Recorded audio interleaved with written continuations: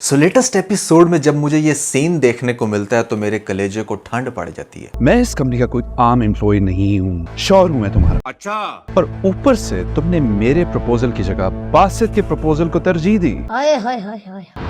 किसकी कंपनी है ये? किसकी? खत्म, याद है कि भूल गए हो? बाय बाय, टाटा, मेरे और मेरे डैड का बिजनेस है ये। गुड बाय, गया। And the most funny scene was भाई डाइट का क्या होगा? क्या कर रहे हैं? आज मुझे कोई ना रोके, आज मैं रेजिस्ट नहीं कर सकता। क्या बात है? बाय द वे, मजे का नहीं, बहुत मजे का। तो रुको जरा, सबर करो। यू नो व्हाट, अम्मी के हाथ में जो जायका है ना, उसका जवाब नहीं। लेकिन आज का सारा खाना शर्जीना ने बनाया है। सो हमेशा की तरह काफी इंटरटेन किया हमें कभी मैं कभी तुम की लेटेस्ट एपिसोड ने, लेकिन भैया थोड़ा सा काम बैड होने वाला है नेक्स्ट एपिसोड में। वो ये कि शर्जीना मुस्तफ़ा को छोड़ जाएगी, क्या बनेगी कंडीशन, किस तरह से आपको एग्जैक्टली सिनेरियो दिखाया जाएगा, इसको डिस्कस करेंगे लेटेस्ट एपिसोड के कुछ मजीद इंटरेस्टिंग सीन। तो भैया इससे पहले कि हम अपने रिव्यू की तरफ आएँ, आप लोगों को बताना चाहूँगा कि पीके लेक्सिस के ऊपर समर एंड सेल चलने लग रही है। अगर आप अपने घर में दुनिया के बेहतरीन लग्जरी डेकोर रखना चाहते हैं, वो भी 50% ऑफ पे, तो नीचे डिस्क्रिप्शन में और पेंट कमेंट में आपको लिंक मिल जाएगा। अभी जाएं, अपनी मर्जी का डेकोर खरीदने के बाद हमें अपना फीडबैक देना मत भूलिएगा। PK Luxus. We don't sell crap. तो इस ड्रामे के अंदर अब अच्छी खासी डिस्ट्रप्शन होने वाली है। वैसे पर्सनली मैं ये चाहता था कि थोड़ा सा और अदील को सड़ाया जाए, यहाँ पर मुस्तफ़ा और शर्जीना की अंडरस्टैंडिंग मेंटेन रहे, लेकिन बहुत ही जल्द ये लोग अब लड़ पड़ेंगे। इनफैक्ट वो लड़ाई लेटेस्ट एपिसोड से काफ़ी हद तक स्टार्ट हो चुकी है। आपने देखा कि मुस्तफ़ा का काफ़ी कोल्ड बिहेवियर है, वो अच्छे से रिस्पॉन्ड नहीं कर रहा। उसने एक बात अपने भाई की क्या सुन ली, उसका जैसे दिमाग ही ख़राब हो गया। अब वो चूँकि अपनी वाइफ से अच्छे से बात नहीं कर रहा, 2-3 दिन हो गए हैं, शर्जीना उससे बात करने की कोशिश करती है, उससे डिफरेंट तरीके से अप्रोच कर रही है, बट वो आगे से बहुत ही बुरे तरीके से बात कर रहा है, जिसकी वजह से शर्जीना काफ़ी हर्ट है। लेटेस्ट एपिसोड में आपने देखा कि पहले शर्जीना ने इतना अच्छा खाना बनाया और उसकी सास ने सारे नंबर ले लिए। उसके बाद क्या होता है कि दूसरे दिन फिर इतने सारे लोगों की वो दावत करती है और वहाँ पर सारा काम करने लग रही है हमारी शर्जीना। अब शर्जीना ने इतनी मेहनत से इतना अच्छा खाना बनाया, पहले तो वो ये एक्सपेक्ट कर रही थी कि चलो मेरा हस्बैंड भी काफ़ी आजकल मेरे से अपसेट है, तो जब इतने सारे लोग मेरी तारीफ़ करेंगे और ख़ुद को भी उसको खाना अच्छा लगेगा तो उसका मूड ठीक हो जाएगा। लेकिन भैया सब लोग तारीफ़ कर रहे थे, टेबल के ऊपर नहीं कर रहा था तो सिर्फ मुस्तफ़ा, वो बहुत ही ज़्यादा सीरियस था। ये सीन देखने का वैसे अपना ही मज़ा आया, जहाँ पर मतलब हमारा जो अदील है उसके हलक में नवाला अटक जाता है जैसे उसे पता चलता है कि ये सारा खाना जिसकी वो इतनी सारी तारीफ़ कर रहा था वो एक्चुअली में शर्जीना ने बनाया, उसकी माँ ने नहीं बनाया।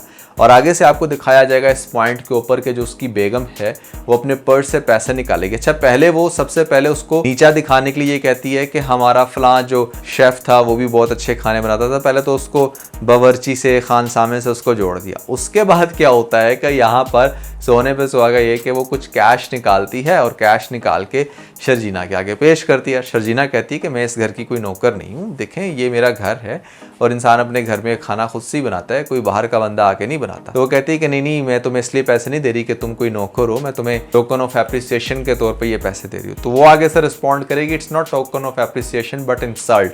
जिसके बाद वहाँ पर अच्छा खासा तमाशा होगा, वो टेबल छोड़ कर जाएगी और बाकी सब लोग जो है ना पता नहीं क्या करेंगे, खाए पिएंगे या व्हाट्सोएवर। आपको दिखाया जाएगा कि माहौल अच्छा खासा ख़राब हो जाएगा। तो जो बहन होगी हमारे अदील की, वो जाएगी सबसे पहले तो भाभी के पास और उससे बात करने की कोशिश करेगी। रुबाब उससे सही से बात नहीं करेगी। जो उसकी माँ है वो बड़ा इस सब के बावजूद जो है वो शर्जीना को ही कसूरवार ठहराएगी। तो बहन ये समझाएगी अदील की कि ये बहुत गलत हुआ है शर्जीना के साथ, ऐसा नहीं होना चाहिए था। एक तरफ से तो ये सब कुछ हो गया, दूसरी तरफ आपको दिखाया जाएगा कि मुस्तफ़ा जो है ना वो उल्टा आकर उसके ऊपर ही चढ़ाई करेगा। तो शर्जीना पूछेगी, देखो तुम्हें मेरा साथ देना चाहिए था, अगर वहाँ पर वो मुझे ऐसे पैसे दे रही है, तुम चुप करके सिर्फ देखते चले जा रहे हो, ये चीज़ ने मुझे बहुत तकलीफ़ थी। तो वो आगे से कहेगा कि देखो मुझे पता है कि मैं सिर्फ तुम्हें तकलीफ़ ही दे रहा हूँ, मैं तुम्हारा किसी भी तरह से साथ नहीं दे रहा। तो वो अगेन ऐसी डिप्रेसिंग बातें करेगा, जिसके बाद इनकी अच्छी खासी फाइट होगी।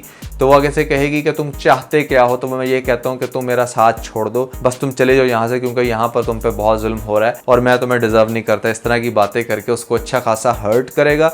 तो वो आगे कहेगी ठीक है, आज की रात रुक जाओ, कल मैं यहाँ से चली जाऊँगी। अगले दिन आपको दिखाया जाएगा कि वो ऑफिस में वेट कर रही होगी कि शायद मुझे मुस्तफ़ा लेना है। मुस्तफ़ा जो है वो लेने नहीं आएगा, और फाइनली फिर वो अपने घर वापस जाएगी और उसका बाप बड़ा परेशान होगा देख के कि मतलब ये क्या हो गया, क्यों इतनी अपसेट होके आई है। तो वो अपने बाप को कोई ऐसे ज़्यादा बातें तो नहीं बताएगी, बस वो यही कहेगी कि मैं कुछ दिनों के लिए आपके पास स्टे करूँगी। फैमिली बहरहाल उसकी समझ जाएगी, वो कहेगी हम समझ सकते हैं, देख सकते हैं कि कितना ज़्यादा उन्होंने तुम्हें प्रेशराइज़ किया हुआ है, पूरे घर का बर्डन तुम्हारे ऊपर डाला हुआ है। Mustafa on the other hand बहुत ज़्यादा अपसेट होगा, घर में आकर उसको बहुत सारी चीज़ें नहीं मिल रही होंगी क्योंकि हर चीज़ जो है ना उसने तरतीब से लगा के रखी हुई थी, तो वो बहुत ही ज़्यादा चीज़ों को इधर उधर खोल के ख़राब कर देगा। दूसरी तरफ उसकी माँ अगर पूछेगी कि शर्जीना कहाँ पे है, शर्जीना कहाँ पे है, तो आगे से कहेगा देखो शर्जीना के साथ आपको कोई मोहब्बत तो है नहीं, आप यूँ कहो ना कि आपके घर की नौकरानी कहाँ पे है, घर में काम खुद करने पड़ रहे हैं। तो वो बड़ा ज़बरदस्त उसको आगे से जवाब देगा। फिर नेक्स्ट डे खाने के ऊपर आपको दिखाया जाएगा कि रुबाब ना बड़ी बनेगी इनके सामने कि हाँ शायद मेरी वजह से माहौल ख़राब हो गया, मुझे ऐसा शायद नहीं कहना चाहिए था, लेकिन जो माँ होगी वो फिर भी उसको सही साबित करने की कोशिश करेगी। एक चीज़ तो बड़ी खुश होगी करके यहाँ पर रुबाब के चलो मैंने इनके दरमियान एक ऐसा मेस क्रिएट किया कि वो यहाँ से निकले तो सही कुछ देर के लिए। और फाइनली फिर अगली एपिसोड में चूँकि इसके बाप की कंडीशन भी ठीक हो जाएगी तो रुबाब कहेगी कि देखो अब हम वहाँ पर वापस घर अपने चलते हैं, अब सब कुछ यहाँ पर शटल डाउन हो गया। लेकिन फिर भी आपको दिखाया जाएगा कि जो अदील है वो यहाँ पर मज़ीद स्टे करना चाहता है, या वो ये भी कह सकता है कि ये हमारा घर है, या मतलब लड़के के पास जो घर होता है वहीं पर बीवी रहती है तो तुम यहीं पर रहो। तो वो इस बात पे कहेगी कि नहीं तुम वापस आ जाओ और वहाँ पर आके रहो। और फिर बाकी के इसके घर वाले भी इसको समझाएंगे कि बेटा ठीक है, जहाँ पर रुबाब कहती है अब तुम जाओ, मैं बिल्कुल परफेक्ट हूँ। अब जब ये वहाँ पर जाएगा फिर भी इसका ध्यान अपने बाप और माँ की तरफ होगा, तो ये उल्टा अपने माँ बाप को कह देगा कि ठीक है आप लोग भी ऐसे करो कि आप मेरे पास शिफ्ट हो जाओ, क्योंकि वहाँ पर मुस्तफ़ा तो टिक नहीं रहा और मुस्तफ़ा और शर्जीना की लड़ाई आगे से काफ़ी ज़्यादा स्ट्रॉन्ग होती जाएगी।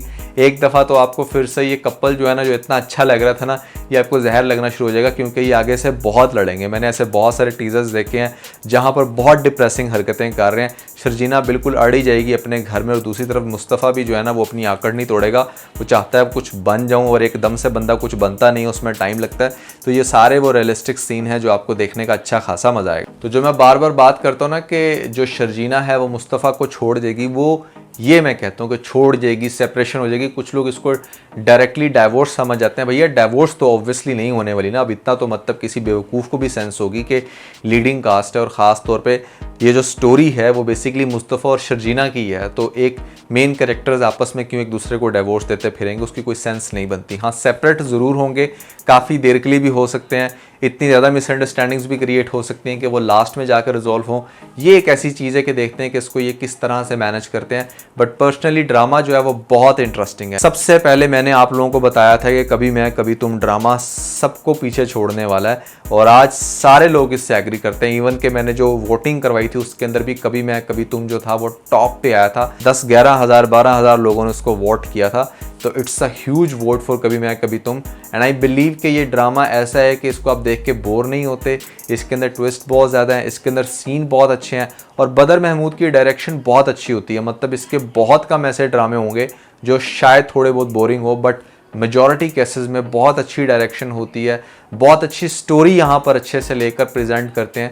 तो ओवरऑल बहुत ज़्यादा मज़ा आ रहा है। बेसिकली मुस्तफ़ा जिस कंडीशन में चला गया ना, वो अपने इस कॉम्प्लेक्स को दूर करना चाहता है, वो कुछ करना चाहता है और उसे कुछ समझ नहीं आ रहा, उसे कोई वे फॉरवर्ड नज़र नहीं आ रहा, जिसकी वजह से वो सबके साथ रूड हो गया। वो बहुत ज़्यादा जिसे कहते हो ना बंदा पक जाना, वो अब उसकी कंडीशन होगी। अब देखो ना कि इस सब के बावजूद भी उसका बड़ा भाई आज भी आकर उसको छोटी छोटी बातों पर टॉन्ट करता है, पैसों के ताने देता है, तो ये चीज़ उसको ज़्यादा फील हो रही है। और जब मर्द किसी भी वजह से अपसेट होना, तो वो मतलब जो चीज़ें ठीक भी हो रही थी उनको भी ख़राब कर देता है, इवन कि अपने पार्टनर के ऊपर ख़ास तौर पर बहुत ज़्यादा गुस्सा निकालता है। तो ये सीन 100% रियल है, इसके अंदर कुछ भी आपको एग्जैजुरेट करके नहीं दिखाया जा रहा। हाँ ये ज़रूर है कि आगे से एक ऐसी इमोशनल फ्लक्चुएशंस दिखाई जाएंगी मुस्तफ़ा के अंदर के भैया वो यहाँ पर कभी अपसेट होगा, कभी जा रहा होगा शर्जीना के पास, उसके घर के बाहर खड़ा होकर शर्जीना को आवाज़ें लगा रहा होगा, और शर्जीना भी उसको कहेगी कि देखो तुम अब अच्छे से अपने आप को रिकवर कर लो, जो भी तुम्हारा कॉम्प्लेक्स है या जो भी तुम लाइफ में अचीव करना चाहते हो तुम वो करो,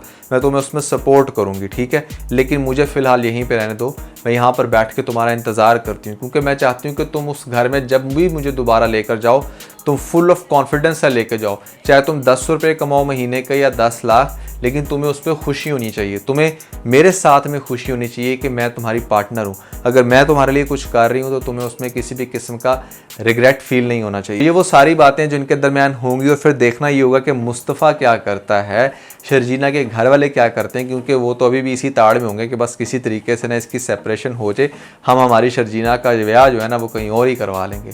और ये मेरे ख्याल से जिन भी पेरेंट्स की अप्रोच होती है बहुत गलत होती है। कभी भी आपको अपनी बेटी के ऊपर ना इस तरह के प्रैक्टिकल्स नहीं करने चाहिए। ठीक है, जब तक वो खुद से एडजस्ट करने की कोशिश कर रही है, let her do her work. तो इस तरह से आपको बड़े इंटरेस्टिंग सीन देखने को मिल सकते हैं। सो भैया, कभी मैं कभी तुम ड्रामा फ़िलहाल बहुत सारे ड्रामों से बेहतर है। अगर आप लोगों ने स्टार्ट नहीं किया तो आप फ़ौरन से स्टार्ट कर लें, क्योंकि मुझे पर्सनली ये ड्रामा बहुत पसंद है। और ख़ास तौर पे इसके अंदर जो केमिस्ट्री दिखाई गई है हमारे मुस्तफ़ा और शर्जीना की, वो बहुत सुपर्ब है। अदील का जलना, रुबाब का जो एटीट्यूड है वो जैसे आगे से जाके मिट्टी में मिलेगा, ये सारी चीज़ें इस ड्रामे को मिलाकर काफ़ी इंटरेस्टिंग बना देती हैं। So that was everything about कभी मैं कभी तुम लेटेस्ट एपिसोड। आई होप कि आप लोगों ने रिव्यू को एंजॉय किया होगा। वीडियो को लाइक लाजमी कर दीजिएगा, और ख़ास तौर पर अगर आप लोगों ने हमारा लेटेस्ट व्लॉग नहीं देखा तो ऊपर आपको लिंक मिल जाएगा, जल्दी से लिंक पर क्लिक करके वीडियो देख के अपना फीडबैक हमें ज़रूर दीजिएगा।